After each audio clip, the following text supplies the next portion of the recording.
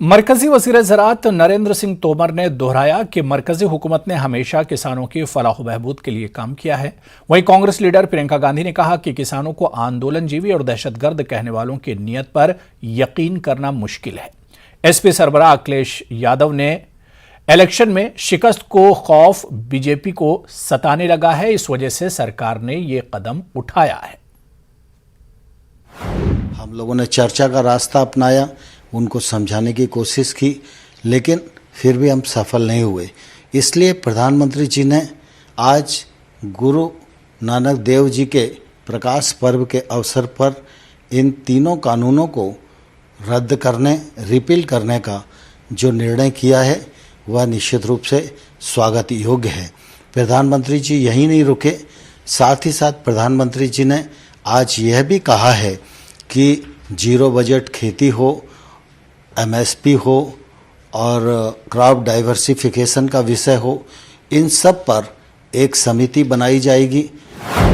किसानों को क्या क्या नहीं बोला, आंदोलनजीवी, गुंडे, आतंकवादी, देशद्रोही, ये सब किसने कहा?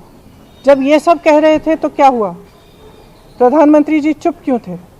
बल्कि उन्होंने आंदोलनजीवी शब्द बोला।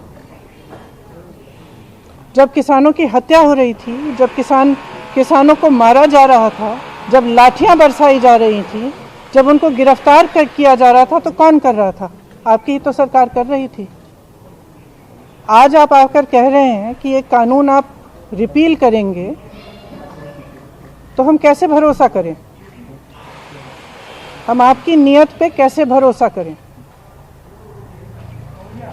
सब स्पष्ट है, सामने है देश के। मुझे खुशी इस बात की है कि ये सरकार समझ गई है कि इस देश में किसान से बड़ा कोई नहीं है। इस देश में अगर एक सरकार किसान को कुचलने की कोशिश करती है और किसान खड़ा हो जाता है, तो उस सरकार को अंत में झुकना ही पड़ेगा। संयुक्त किसान मोर्चे के नेतृत्व में जो बहादुरी के साथ 1 साल तक ये जो संघर्ष चलता रहा, 750 से ज़्यादा शहीद हुए हैं और इस शहादत के बारे में एक शब्द नहीं प्रधानमंत्री के मुंह से। ये तीनों कानून वापस ले रहे हैं, उनको